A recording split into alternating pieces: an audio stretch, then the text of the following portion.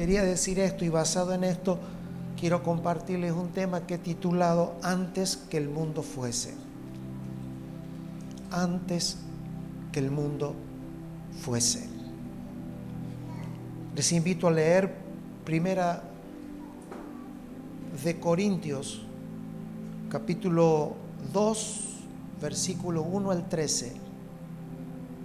Así que, hermanos, cuando fui a vosotros para anunciaros el testimonio de Dios, por favor, graben esas palabras que voy a ir deteniéndome. Para anunciaros el testimonio de Dios. Lo que está diciendo es que Él no va a ir a predicar un mensaje que aprendió, sino cómo le fue a Él cuando se encontró con Dios. Cuando estuve con Dios, no fui con excelencia de palabras o de sabiduría, porque tú no puedes estar con Dios y pretender poder decirlo. Eso es lo que está diciendo.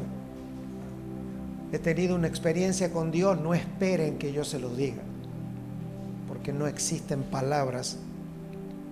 Entonces no fui con excelencia de palabras o de sabiduría, pues me propuse no saber entre vosotros cosa alguna, sino a Jesucristo. A Jesucristo entre vosotros, no de vosotros, pero cómo está Jesucristo entre vosotros, eso sí, y a este crucificado. Una buena traducción sería: ¿cuál ha sido el éxito de la cruz de Cristo entre ustedes? Anunciando ¿qué? El testimonio de Dios.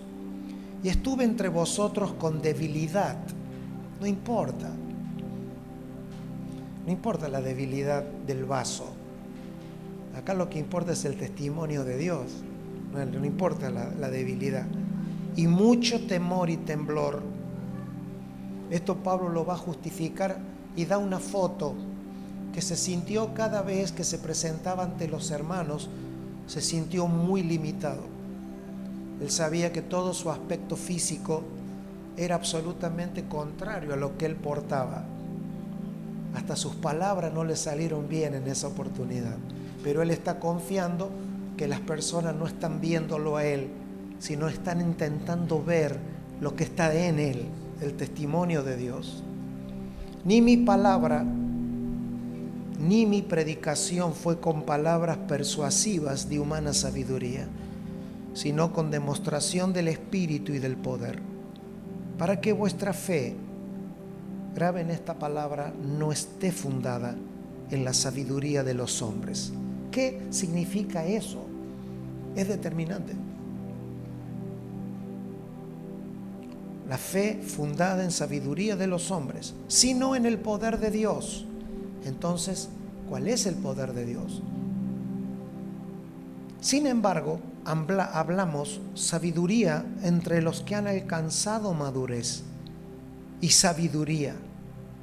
Y ahí está la respuesta: no de este siglo, ni de los príncipes de este siglo que perecen, mas hablamos sabiduría de Dios en misterio. Esta es la palabra que portamos hasta hoy, puedo decirle, por este viaje. ¿Qué significa para nosotros en el Espíritu hablar la sabiduría de Dios en misterio?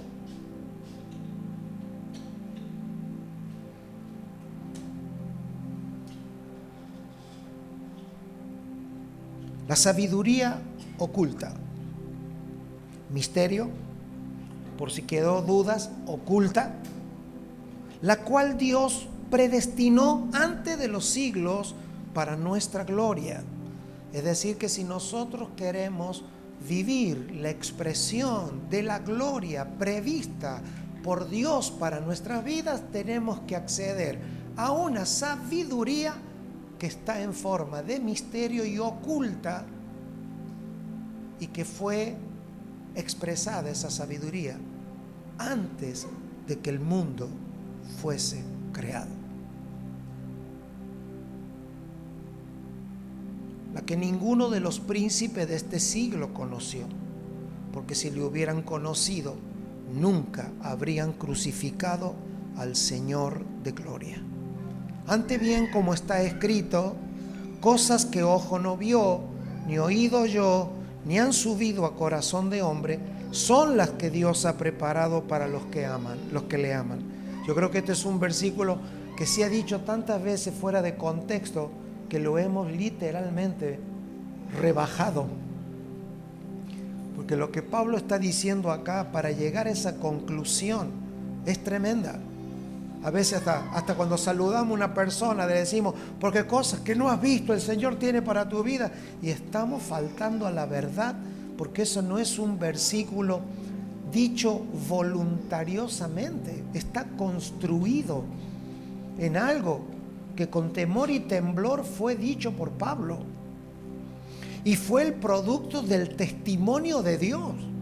No del testimonio que él tiene por haber, no sé, porque el Señor lo sanó o porque un día se le apareció el Señor y él se convirtió. No es su testimonio. Mira, hermano, si el testimonio suyo a usted lo conmueve, imagínese el de Dios. O sea, que Dios te cuente su testimonio, ¿verdad? ¿Qué te parece una iglesia a donde Dios dice, ¿puedo contar mi testimonio? Pablo dice que le oyó el testimonio de Dios.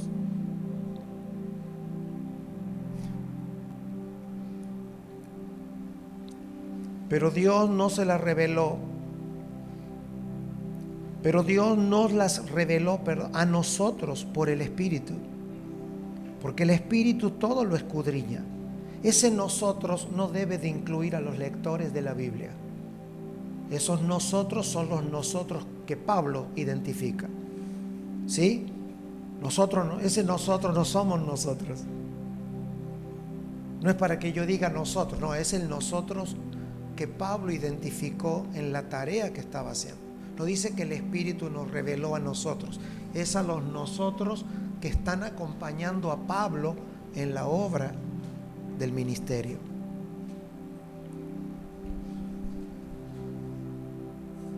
Pero Dios nos la reveló a nosotros por el Espíritu, porque el Espíritu todo lo escudriña, aún lo profundo de ¿quién? De Dios. Porque ¿quién de los hombres sabe las cosas del hombre, sino el espíritu del hombre que está en él? Así tampoco nadie conoció las cosas de Dios, sino el Espíritu de Dios. Y nosotros no hemos recibido el espíritu del mundo. Y está diciendo, está siendo claro y está usando, parece ser una ensalada de espíritu, pero está haciendo claro. De la misma manera que el espíritu del hombre conoce al hombre, el espíritu de Dios conoce a Dios y el espíritu del mundo no conoce nada. Sino el espíritu que proviene de Dios para que sepamos. Y ahí viene, ¿ve? Ahí está nuestra esperanza. Para poder ser parte de los nosotros que está identificando Pablo, el Señor nos ha dado ¿qué? Su espíritu, para que sepamos lo que nos ha concedido. A esta altura todos estaríamos ya gritando, Señor, quiero saber lo que se nos ha concedido, porque lo que se nos ha concedido no hay por qué pedirlo. Esta expresión regula nuestra oración, porque si ha sido concedido, es ridículo pedirlo. La pregunta es, ¿por qué lo pido? Porque no sabemos lo que se nos ha concedido. Porque este saber no es un curso bíblico que te enseña de la oración. La revelación por iluminación es todos los días, porque no hay corazón humano que pueda soportar la concesión que Dios nos ha dado y sobrevivir a ese impacto. Cada día de nuestra vida, si hay una razón por la cual no quisiera morirme nunca, es para no dejar de tener cada día de mi vida la revelación de lo que nos ha concedido en Cristo. Me parece que si me muriera y toda la realidad que creemos post-mortem es una realidad en nuestra vida, estar en el cielo, en la eternidad con Dios, conocer todo pero no tener este cuerpo para anunciarlo, me parece un verdadero desperdicio. Si usted me pregunta hoy rápido, ¿por qué usted no se quiere morir? Porque sería demasiado antipático conocerlo todo y ya no estar entre nosotros. Porque el Evangelio se trata no de lo que Dios quiere hacer con tu vida, sino de lo que ha hecho y nos ha concedido en Él. Lo cual también hablamos. Vamos a ver si es cierto que Pablo habló de esto. No con palabras enseñadas con sabiduría humana, sino con las que enseña el Espíritu. El Espíritu tiene un idioma y enseña, acomodando lo espiritual a lo espiritual. Hace un tiempo atrás, amados, trabajamos el principio del Dios creó, el Dios formó y el Dios plantó. Dios creó al hombre, pero además lo formó, pero además lo plantó. Plantó un huerto y ahí puso al hombre. Entiendo que esta no es la noche para hablar de esto, pero todo el fundamento apostólico que predicaron los apóstoles estaba basado en gran parte en esta realidad. La Biblia dice en Génesis 1:27 que Dios creó al hombre. En Génesis 2:7 dice que también lo formó. Y en Génesis 2:8 dice que lo plantó en el huerto, o lo puso en el huerto que Dios plantó. Cuando el hombre fue destituido de la gloria de Dios, esto es usted y soy yo, el pecado produjo un daño tridimensional. Dañó la versión creada suya, porque que Dios creó al hombre significa que usted fue creado en Dios antes de la fundación del mundo. Usted como creación fue creado antes de la fundación del mundo. Dios todo lo creó en su eternidad. Luego usted fue formado y formada en el vientre de su madre. Y luego fue puesto en el mundo. El pecado alteró las tres versiones de nosotros. Alteró la versión creada, es decir, usted fue literalmente, ignoró toda su vida, y yo también, por causa del pecado, de que usted nació en un hogar con un apellido, y que usted nació y tenemos la concepción y la concepción de que nuestro documento es el inicio de nuestra vida. Ese es el daño más grande, porque Dios creó al hombre primero antes de formarlo. Dios crea todo en su eternidad y lo crea en el único lugar que se puede crear algo, que es en Cristo, en la versión de su Hijo. El hombre fue creado, y esto es parte de nuestra vida. Fuimos creados, luego fuimos formados y luego fuimos plantados. Así que toda nuestra versión de vida fue dañada por el pecado. Por eso la Biblia usa palabras diferentes para cada daño. No es lo mismo ser perdonado que ser salvados y que ser redimidos, porque cada cosa resuelve uno de esos daños. ¿Sí? La redención tiene que ver con nuestra creación. ¿Por qué? Porque también no solamente Dios redimió al hombre, sino que redimió todo lo que se había perdido. Cuando un corazón salvo entiende la redención, todo lo que lo va rodeando va siendo impregnado, porque se nos ha concedido que los salvos sean salvos, pero que los redimidos rediman. La evangelización no es el acto de salirle a predicar a un no creyente, es creer que el espíritu de la redención, como dice Pablo, Dios nos ha dado el ministerio de la reconciliación. Pero si eso no nos fue aclarado, nunca podremos hacer lo que no sabemos que se nos ha concedido. ¿Cuántos se animan a decir gracias, Señor, que yo no fui creado en mi mamá?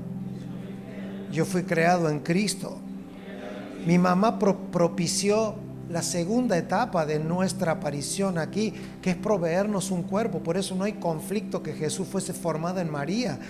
No hay problema que tú seas formado en María, siempre y cuando sepa que fuiste creado en Él, en el Hijo.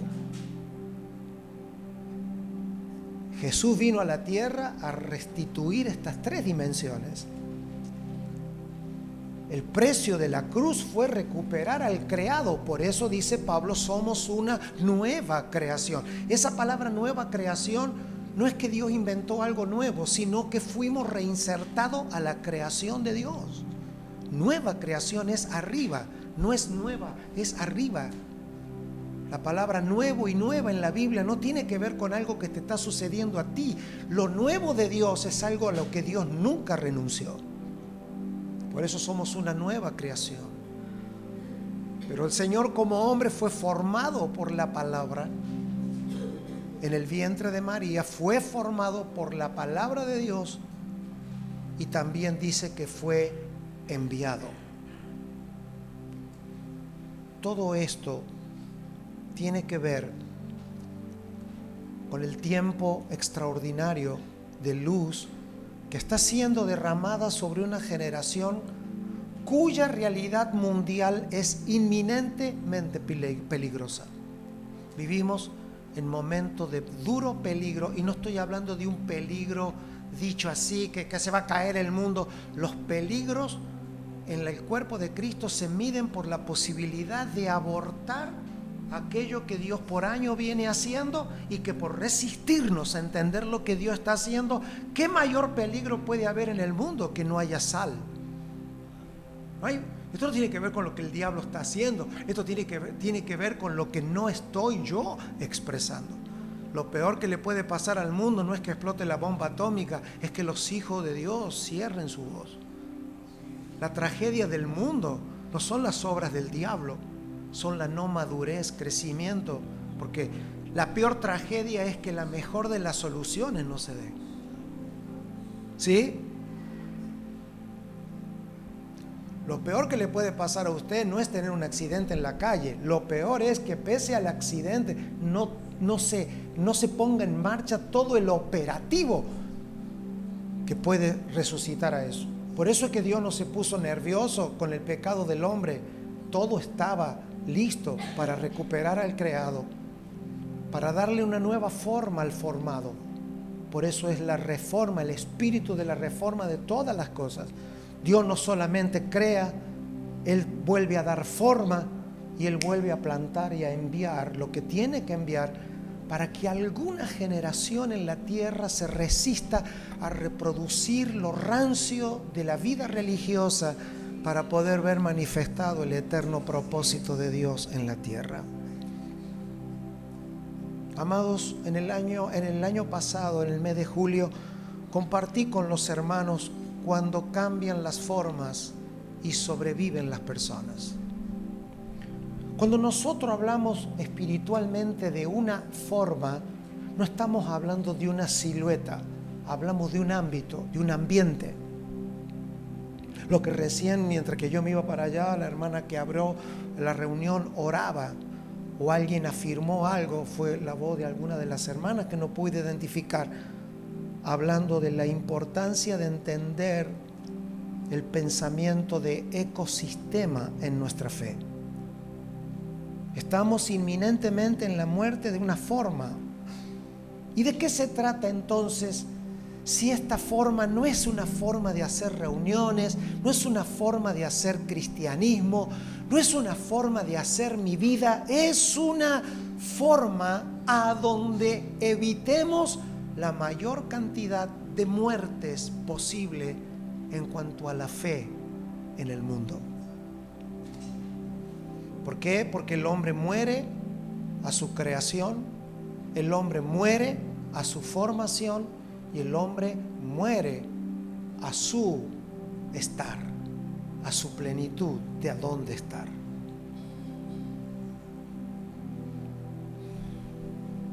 Se muere a la creación porque morimos al propósito. Miles de personas se mueren todos los días sin saber que sus vidas fueron el vaso para cumplir el propósito eterno de Dios. Miles de personas mueren dentro de las congregaciones porque el Hijo no es formado en sus corazones.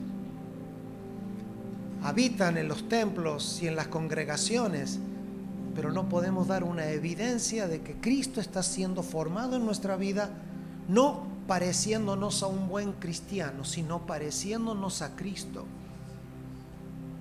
Entonces morimos a la creación y eso se resuelve con una iglesia que haga obra de evangelista, no evangelismo. La palabra evangelismo no está en la Biblia. Sí está la tarea de evangelista, que es el ardor de cada creyente, que la experiencia que ha tenido del testimonio de Dios en su vida lo pueda comunicar a otro en palabras no humanas, sino en palabras del Espíritu. Se muere a la formación de la imagen de Cristo, quedando una especie de monstruos cristianoides, que se aprende algo de la liviana fe, pero nunca se llega a comer, como dice Pablo. Fui a ustedes a llevarles vianda y la tuve que recoger porque eran niños, no eran capaces de absorber la palabra que venía a traerles. Y la palabra que venía a traerles no era otra cosa que la reposición del hombre a su diseño eterno. Y luego también, esta es una palabra inventada por mí porque no sé cómo decirlo, el pecado de la plantación. El pecado también daña la plantación de nuestra vida, porque dice que Dios creó el huerto. ¿Qué era el huerto? El huerto, un ecosistema creado por Dios, muy acorde a la eternidad. El Edén era un pedazo de eternidad instalado en una pelota de barro. El Edén contenía toda la atmósfera del cielo. Y el hombre fue creado en esa atmósfera, fue formado en esa atmósfera y fue plantado en esa atmósfera. Porque la creación me da sentido de propósito, la formación me da una imagen estratégica para que todo lo creado se sujete a lo que estoy expresando, porque toda la creación hasta el día de hoy se sujeta a Cristo, no a los cristianos ni a los pastores, a Cristo. Y en la medida que Cristo está siendo formado en nuestros corazones, lo creado tiene que ir respondiendo a esa imagen, porque Dios gobernaba la tierra por la imagen de su Hijo. Y número 3, la plantación de nuestras vidas. Yo por plantación geográfica, yo debía de haber nacido en Italia. Yo debía haber nacido en Italia. Papá italiano, abuelo italiano, yo debía haber nacido en Italia. Así que por geografía yo debía haber nacido en Italia.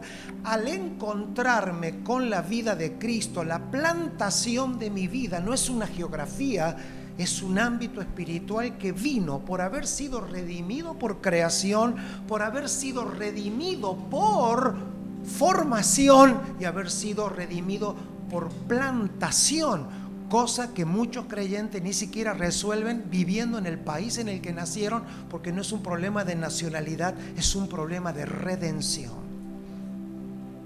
Y esto trae falta de plenitud en tu vida y nos volvemos turistas del mundo, turistas de las iglesias, turistas de religiones, y nunca tenemos un sentido de plenitud y de pertenencia, porque no es un problema que tengo de llamado, es un problema no resuelto por los daños colaterales del pecado. Nosotros fuimos redimidos de nuestra creación, fuimos redimidos de nuestra formación. A ti no te formó la nación donde tú viniste. En todo caso, si todavía está en la cabeza es porque te gusta, y es porque todavía estamos jugando con nuestra naturaleza carnal, humana y diabólica, porque las naciones dan sabiduría diabólica, las culturas son diabólicas, las culturas no son hechos inocentes.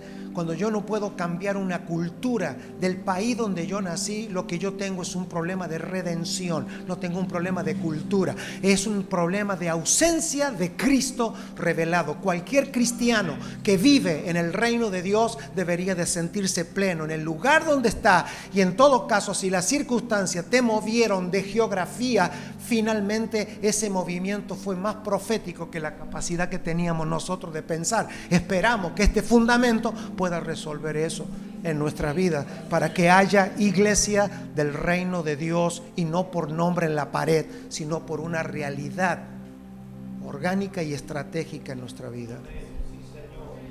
La palabra muerte en la Biblia significa muchas cosas en términos de lenguaje, pero una para Dios.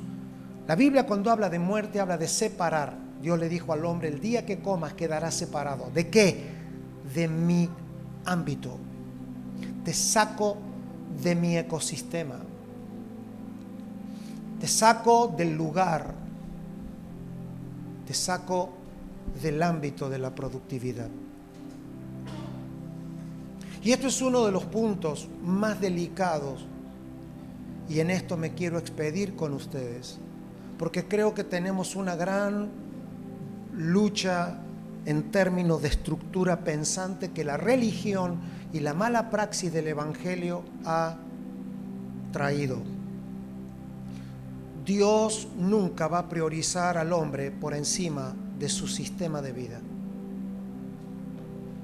Dios no va a priorizar al hombre más que su ecología. Dios preserva su ecología y saca al hombre.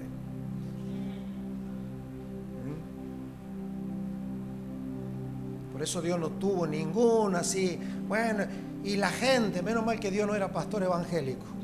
¿Qué va a decir la gente, no?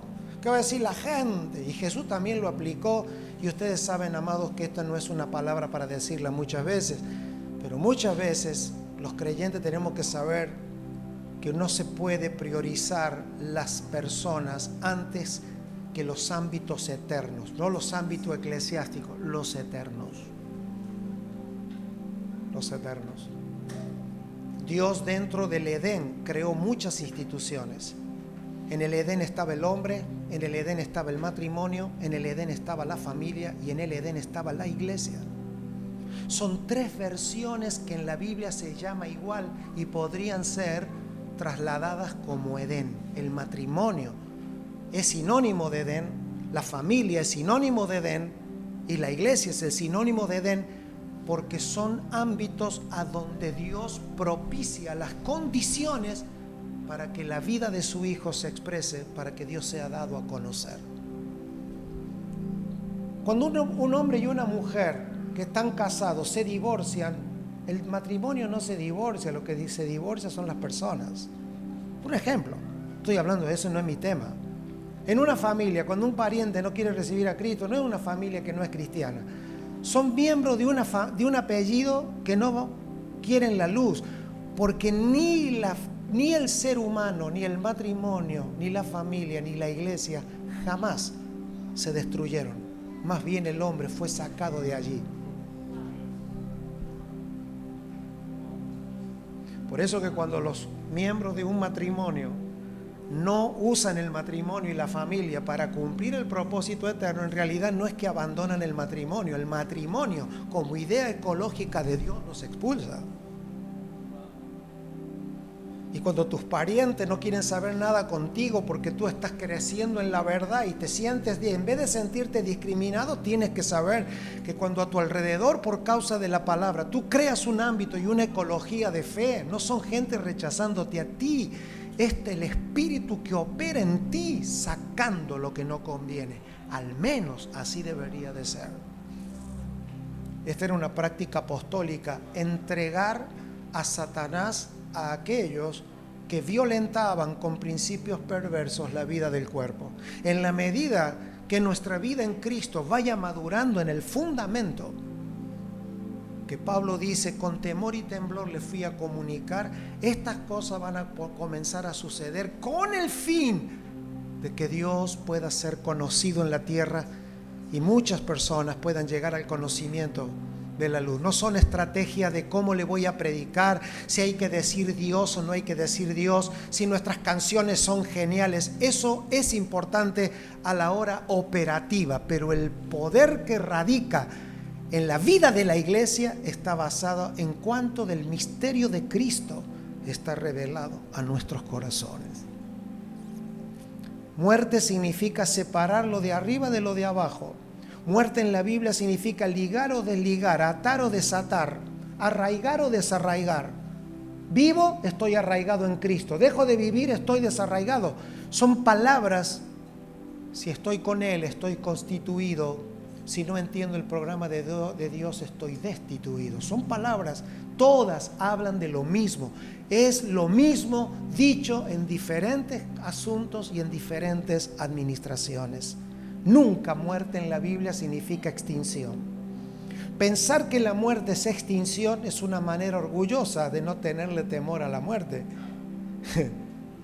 Claro, porque la muerte en la Biblia nunca es extinción. Dios le dijo al hombre, el día que comas morirás, y murió. Aunque siguió vivo, murió, porque para Dios la muerte no es que te lleven al cementerio, es que no entendamos absolutamente nada de lo que significa el eterno propósito de Dios. Un poquito de... Ayúdenme con esto y díganme conmigo la palabra forma. Estamos, levante su mano. Por eso en este punto es clave, porque les comenté al comienzo nuestro sentir de este viaje. Porque creemos que estamos ante un cambio de forma. Y la palabra forma en la Biblia tiene muchas palabras. Tiene muchas. Usted la puede ubicar en cualquier diccionario. Pero no estoy hablando de forma como estilo de hacer cosas, sino la palabra forma, que es la 3446 que sale en Moosis, que entre sus significancias significa el sentido de la sustancia del conocimiento de la verdad, la forma que toma la verdad en el tiempo. No estamos ante un cambio de forma de hacer culto, que también, mire, cuando cambia la verdad cambian todas las formas, pero usted puede cambiar todas las formas y si no cambia la verdad nunca cambió. O sea, lo que tiene que cambiar es la verdad operativa en mi espíritu. Estamos ante esa forma. Les dejo estas dos cosas, cómo Dios cambia formas según las Escrituras. Cómo Dios cambia formas según las Escrituras. De dos maneras. ¿Por qué? Porque si nosotros no acompañamos la forma de Dios, lo que nos queda es muerte. Y ya definimos muerte, ¿verdad? Empezar a sentir que quedamos absolutamente fuera de lo que Dios está propiciando para el avance de su propósito eterno. Dos formas o dos procesos en los que Dios lleva las formas adelante. Anote allí, número uno. Y esto es absolutamente discutible, esto no es una doctrina, solo debe de ser confirmado por ustedes en las palabras. Número uno, Dios puede cambiar de forma anulando todo lo anterior. Dios puede decir, señores, hasta aquí terminaron todas las maneras en las que tu vida venía siendo. Esto puede ser aplicado ¿a qué? A mi vida, a mi matrimonio, a mi familia y por ende a la iglesia.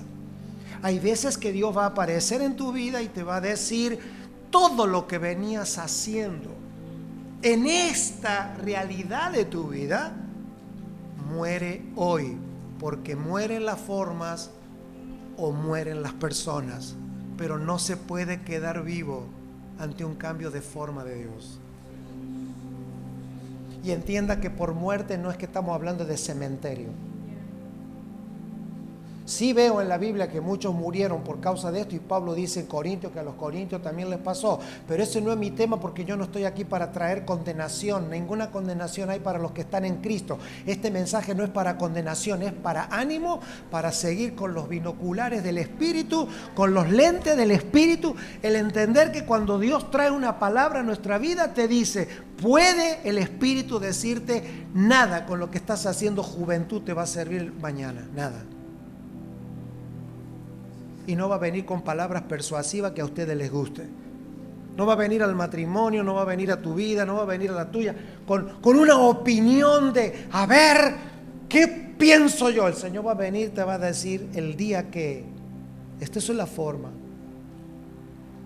Y eso no significa que Dios va a abdicar a tu creación. Indica que vamos a perder la vida que nos queda en algo que ya no está funcionando para el avance de su propósito. Así que Dios puede aparecer y decirnos cómo lo hacías, ya no es válido. Ya no es válido. La pregunta es, ¿quién dice eso? ¿Un pastor? No.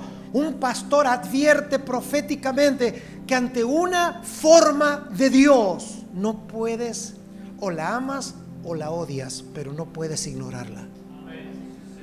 O tú amas una forma de Dios o la vas a odiar. Lo que no vas a poder es ignorarla, porque te pasa por arriba. Y no estamos hablando de condenación, estamos hablando de que tu vida, la mía, sean maximizadas para lo que fuimos creados, para lo que fuimos formados y para lo que fuimos plantados. Pero siempre dentro de la burbuja de la vida del Espíritu. Por eso Juan dice, estaba yo en el Espíritu. El que está, después cuando escribe dice Patmos, pero Patmos era la realidad del escribiente.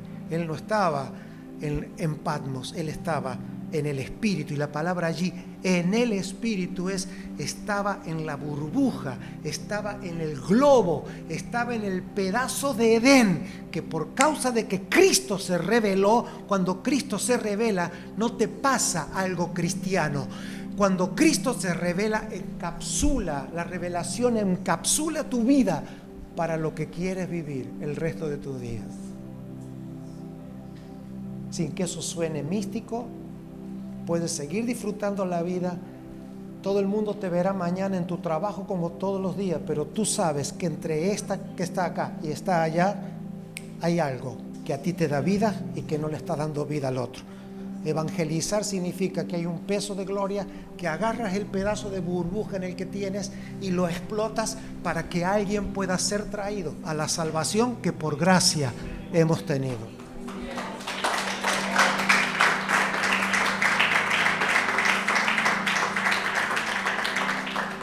Segundo cambio, todo lo que has hecho sirve para que gradúes lo que has hecho por algo mayor.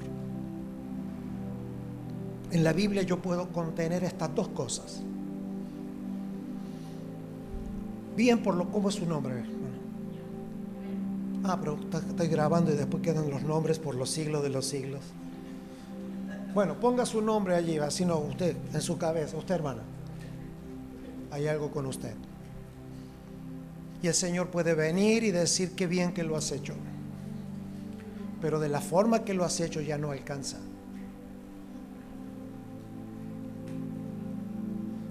Porque ya sabemos por definición, pero no sé si lo sabemos por el Espíritu como se nos advirtió recién. Lo sabemos filosóficamente. Pero las formas más peligrosas y más duras de cambiar son aquellas que están en nuestra trayectoria, pero no sirven para nuestro futuro. O sea, lo que a usted le salió bien en la vida es más peligroso que lo que le salió mal. Todos queremos huir de un cáncer. Todos queremos huir de un fracaso, pero no todos queremos salir de algo que nos está saliendo bien. Lo que pasa es que las dos formas tienen sus colores y en las dos formas somos entrenados por el Señor. Por eso Pablo dice, supe vivir en abundancia y supe vivir en la escasez. Estuve tan sano que me picó una serpiente y seguí vivo, pero estuve tan enfermo que ni siquiera los que estaban conmigo me acompañaron. Por todo y por todo he sido preparado. ¿Por qué tú puedes vivir estos péndulos? Porque tú no estás absorbido ni por la salud que tienes ni por la que no tienes, sino porque hay algo que te contiene, que es la vida del Espíritu fluyendo en nosotros. Ambas son desafiantes. Por eso Cristo, ¿a qué vino? Cristo vino. ¿Por qué hizo falta que viniera Cristo? Porque Cristo vino a terminar con todas las formas. Por eso Él murió de todas las muertes que se debía de morir, para matar todas las formas que podían quedar vivas. Levante su mano, declare esta palabra: Cristo es la muerte a todas las formas que me pueden matar.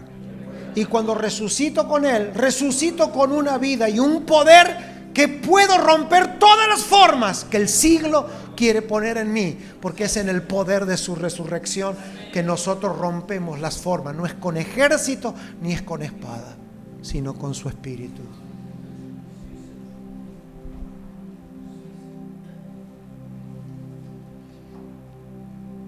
Los cambios de forma son innegociables para Dios. Ahora, amados, tengo que terminar, ¿no es cierto? Sí. Pero habrá oportunidad. Podremos pasar algunos tiempos juntos con algunos de ustedes. Espero que nuestros tiempos puedan ser aprovechados en lo que el Espíritu a cada uno de ustedes les muestre en relación a esto. Quiero que sepan que no vinimos a oír a Juan. Hemos venido a oír al Señor. Y yo agradezco la deferencia de ustedes. La pregunta es, ¿cuál es la sabiduría que Pablo dice que él tenía para ir con demostración del poder de Dios, de tal manera que los griegos corintios, llenos de sabiduría humana? Amados, no solamente a usted lo intimida el mundo que usted vive. ¿Cómo le voy a decir a mi tía y a mi tío que no tienen ningún problema que Cristo es el Salvador? Porque estamos peleando a cancha nivelada. Nuestro evangelio no es para gente con necesidades. El evangelio que portamos no es para gente que está en estado crítico. Incluye a esa gente. El evangelio no es una obra de caridad al necesitado, aunque lo incluye. Sana enfermo, pero no es hospital. Cuida a viudas, a huérfanos, pero no son centro de asistencia. Nosotros no portamos el evangelio porque la gente tenga necesidad. Portamos el evangelio porque Dios no renunció a su creación, a su formación y a su plantación. Y cuando el ser humano que te rodea a ti y a mí puedan oírnos decirles estas cosas con pericia, ellos no saben ni siquiera de lo que tú le estás hablando. Pero ahí donde tú te aseguras que alguien cuando te dice que sí es porque es el Señor, porque no hay forma humana de tener fe, de aceptar a un Cristo que está salvando a alguien no por tu pérdida, sino por su pérdida.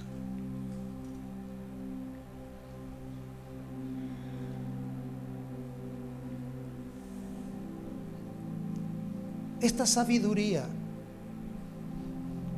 es una sabiduría que es oculta, dice Pablo. De tal manera que les voy a predicar lo que nadie puede predicar, les voy a enseñar lo que nadie puede enseñar, porque es oculta. Y el Señor nos lo ha dado a nosotros a conocer, hablando los nosotros de Pablo, nos ha dado a conocer a nosotros por su Espíritu. Y predicamos el Evangelio para que otros nosotros puedan, por esta gracia, porque es por gracia. Yo no sé cómo esto será. Lo que sí sé que es por gracia. Que hay un tipo de personas que están dispuestas a oír algunas cosas, que despiertan algunas cosas, que se les permite acceder a algunas cosas. Eso lo vivió Jesús. Jesús vino a los israelitas y terminó sanando una sirofenicia, porque esto no es algo que tú puedes definir. Le dijo un hombre que no sabía nada de nada. No he visto otra fe como la tuya. Mientras que todo el mundo me quiere llevar a su casa a comer, tú me estás diciendo, di la palabra. ¿De dónde sacaste eso? Porque estas personas tenían chispazos de sabiduría que no tenía nada que ver con la historia de Israel, ni tenía que ver con el Pentateuco. La sabiduría de las que les hablo, amados hermanos, es la sabiduría que existió antes de que el mundo fuese creado. Dígame quién es tu fuente de sabiduría y tu vida cristiana tiene una explicación. Si la fuente de tu sabiduría es tu pastor, no esperes una vida mayor a la de tu pastor. Si la fuente de sabiduría tuya es la Biblia, no esperes otra cosa que una vida bíblica. Si tu fuente de sabiduría es la música que oyes o el mensaje que escuchas por YouTube de tus exquisitos predicadores y de los míos, no esperes más vida, porque la fuente de tu sabiduría explica nuestra vida. Pablo dice, yo lo que le voy a comunicar es el testimonio de Dios. Y cuando Dios cuenta testimonio, Él nunca cuenta de la creación hasta acá. Él cuenta lo que fue antes de la creación. Cuando Dios habla, nunca habla desde la creación. Él habla antes de la creación. Esa es la sabiduría oculta, ese es el misterio. Todo el mundo tiene acceso a la Biblia. Cualquier persona puede simular un mensaje cristiano usando la Biblia. Pero lo genuino y lo verdadero se discierne no por si lo está diciendo como la Biblia dice, porque la Biblia en todo caso es un ente contralor de la verdad, son las barandas del puente, pero lo que manifiesta poder de transformación de las personas no son las barandas, sino poder haber accedido por su gracia a cómo era esto antes que el mundo fuese.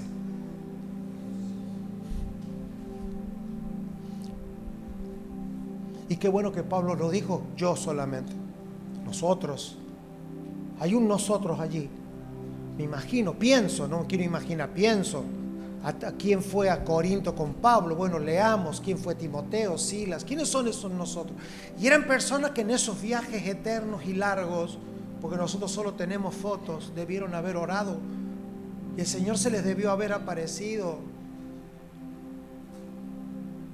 Y el Señor le habrá cumplido a Pablo lo que le dijo cuando lo intervino camino a Damasco. De la forma que me aparecía ahora, me voy a aparecer a ti durante toda tu vida. Pablo tuvo un evangelio por aparición, no por pedagogía.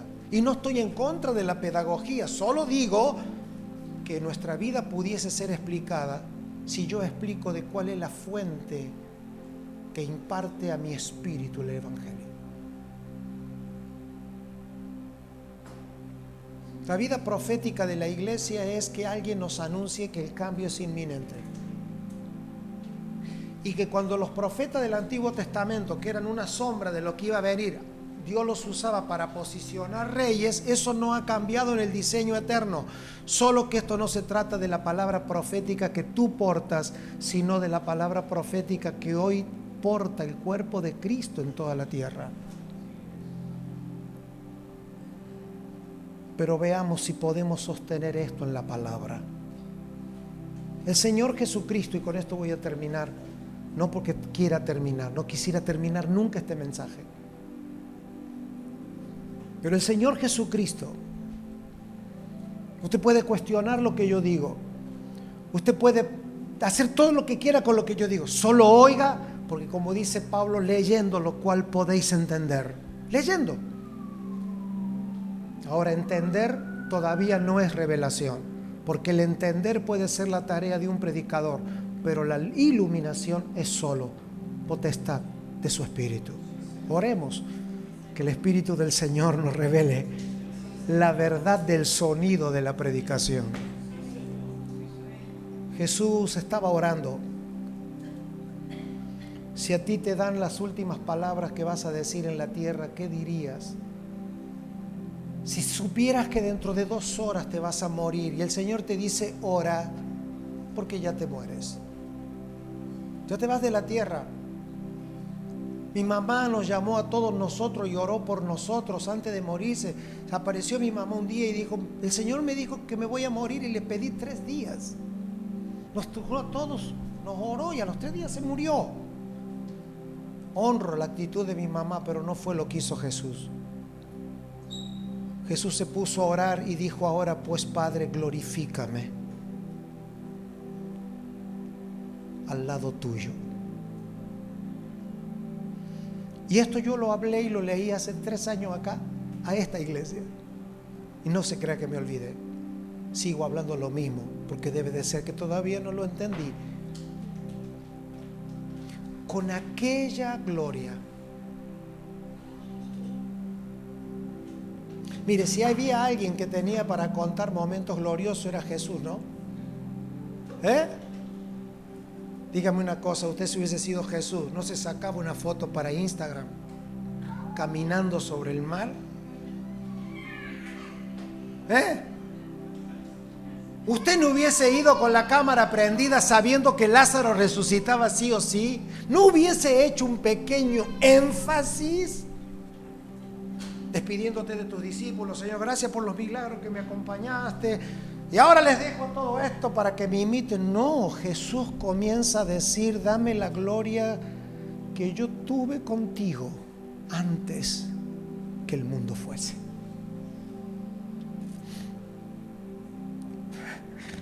Me hice hombre, vi tu gloria, me hice cargo de mi mamá, voy a ir a la cruz. Todo vale ser sufrido si la vida se trata de volver a tener la gloria que tuve antes que el mundo fuese. Eso significa estar sentado en los lugares celestiales con Cristo. Esto no se trata de lo que te enseñaron tus pastores solamente. Lo que te enseñaron los pastores y lo que te hayamos podido enseñar y que va a seguir siendo es un hasta ahora que tiene que migrar a una forma de experiencia revelada a nuestra vida. Alguien me dijo, y aquí en Estados Unidos fue, una experiencia con una persona que me dijo, me llama la atención porque todo lo que le comparto lo cambia inmediatamente sin discutir. Yo le dije, ese no es un hermano, tú te encontraste con Cristo. Ya no hay gente que cambie el primer consejo. Tú te encuentras con una persona reflexiva, la primera conversación, tú no te encontraste con un cristiano, te encontraste con el Señor en esa persona. Y no lo sigas tratando como un hermano común, porque no es un hermano común, es el Señor. Hay acciones del Espíritu que deben de ser identificados como Cristo mismo.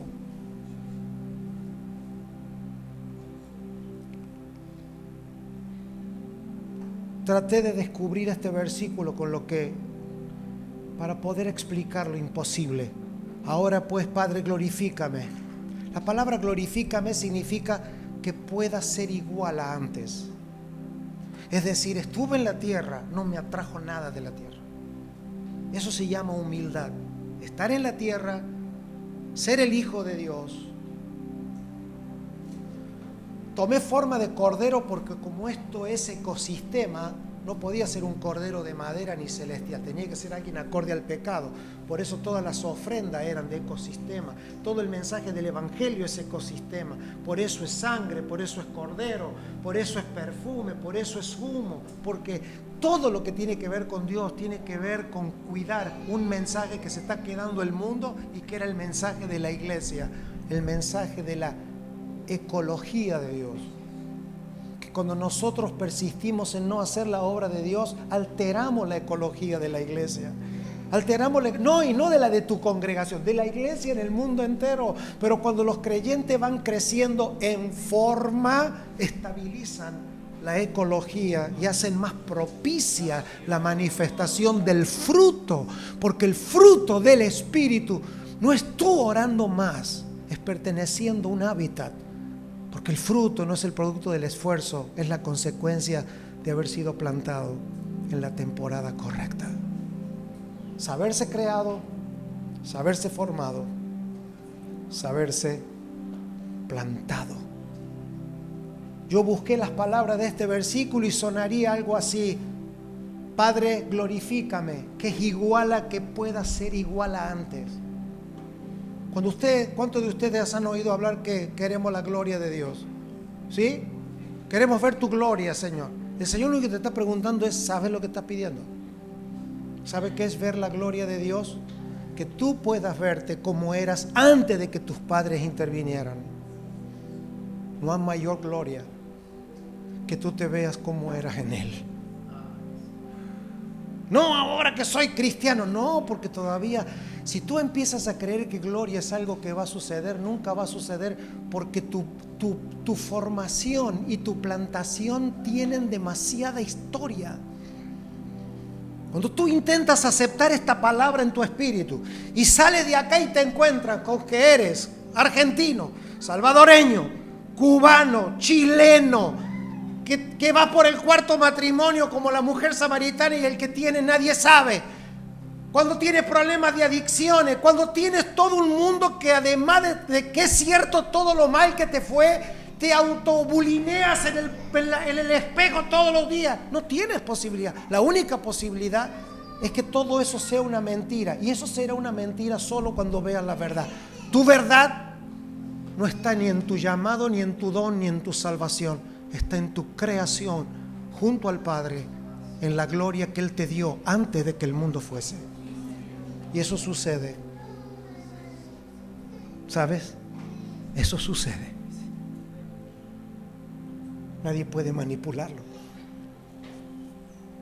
Amados, no hay sanidad completa desde la salvación. Le entregué 40 años de mi vida a predicarle el evangelio a gente que jamás entendió que esto no se trata de sanar al plantado porque naciste en la familia equivocada. No se trata de sanar al formado porque formado fuiste y ya tu iniquidad estaba allí. Solo hay posibilidad si el Señor nos abre los cielos y, como dice Pablo, aquel que me predestinó antes de que fuese engendrado en el vientre de mi madre. Amados, si eso no pasa, no hay tal cristianismo. Es solo pura figuración. Vamos a estar de pie. Que pueda ser igual a antes. Imagínese, levante su mano. Nadie quiere volver a vivir el testimonio de su vida. ¿Te gustaría volver a vivir de donde te sacó el Señor? ¿Te gustaría? Porque ese es el fundamento de nuestra vida, mi testimonio. Pero el testimonio de Dios, ¿sabe cuál es? ¿Cuántos quieren oír el testimonio de Dios? Estabas en mí. Eso es lo que dice Dios. Ese es el misterio. Estabas en mí antes de que te equivocases. Estabas en mí antes de mis errores. Y no para que ahora. A ver, amado, yo sé que este mensaje puede despertar. Y si la gente entiende mal, mire, si la gente entiende mal es porque nunca entendió. Así que yo no tengo problema con eso. ¿Qué puede entender la gente? Se lo voy a decir en hebreo. Me importa nada. Lo que yo sé, que cuando una persona ha tenido esta realidad revelada en sus corazones, lo primero que se ve es una afirmación en su espíritu. Que ya no tienes que estar pensando por qué no vino el lunes o el domingo a la iglesia. No tienes que estar enrollado y ¿por qué me miró así? ¿Por qué no me dijo esto? ¿Sabes por qué? Porque tú no puedes ser igual cuando tu vida pertenece a algo cuando todavía la historia no existía. Dios no llama a humanos formados o a humanos plantados. Por eso al primer hombre que se le llamó fue Abraham y la orden fue: sal de tu tierra y de tu parentela a la tierra que yo te mostraré. Y dice Hebreos que caminaron toda su vida sin hallarla. Esa tierra no era Canaán. Esa tierra no era la tierra prometida de Israel. Esa tierra era el lugar que en Cristo todos teníamos, porque en Él fuimos nosotros formados. Quiero estar al lado tuyo. Levanta tu mano. Ministra al Señor los próximos minutos, porque si para que esto suceda tiene que ser en forma de oración. Esto es lo que oró Jesús. Solo definamos cuál es la gloria que queremos vivir. Y yo quiero decirlo con mis palabras y hasta donde entiendo. Señor, no me quiero ir de esta tierra, porque quiero ver tu gloria en este cuerpo, porque el cuerpo es templo de ese espíritu. No quisiera irme. Yo sé que esto puede sonar muy loco, esto no lo vas a leer en un libro, quizás sea una ocurrencia mía. Es un verdadero desperdicio irse antes de tiempo sin haber anunciado que hay una gloria que revela nuestra vida antes que el mundo fuese. Eso sabe que trae perdón a los hombres. Eso trae paciencia, tolerancia, benignidad, amor. Es una vida que no sabemos vivir, pero es una vida que podremos vivir. Aquella gloria, diga conmigo, glorifícame es quiero volver al lugar que estaba. Con aquella gloria, dice, usa otra palabra acá. La palabra es análogo. Quiero estar en el lugar en el que yo estaba y ser análogo a ti. Esto significa que cuando me vean a mí, te vean a ti. Y eso fue lo que pasó en Apocalipsis. El Padre estaba en el trono y el Hijo estaba junto al trono. El Hijo estaba junto al trono y el Padre estaba en el trono. La pregunta es, ¿quién identificó al Padre en el trono? Si al Padre nadie lo ha visto jamás. El que ha visto al Hijo ha visto al Padre. Bendito eres, Señor.